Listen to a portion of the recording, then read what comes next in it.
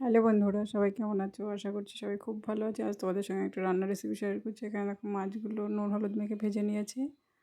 এরপরে এই রান্নাটা করতে একদমই কোনো মশলা বাটাবাটি করার দরকার নেই। তোমার এই পেঁয়াজ কুচিয়ে নিয়েছি, আর এই টমেটো কুচিয়ে নিয়েছি, আর একটু কাঁচা লঙ্কা চিড়ে নিয়েছি।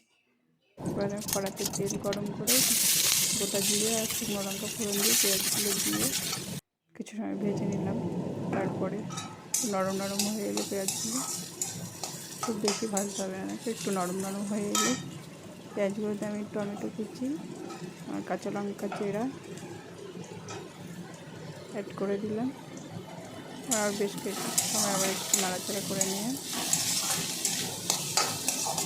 টমেটোটা একটু নরম হয়ে এলে তারপর আমি একটু নুন, হলুদ গুঁড়ো, একটুখানি জিরে গুঁড়ো, একটু ধনে গুঁড়ো অ্যাড করলাম। একটু গরম জল করে রেখেছিলাম, ওটা দিয়ে যখন ফুটিয়ে তারপর ওপর থেকে ধনেপাতা কুচি ছড়িয়ে আর একটু কিছু সময় নাড়াচাড়া করে নামিয়ে নেওয়া, ব্যাস রেডি হয়ে গেল চুনো মাছের ঝাল।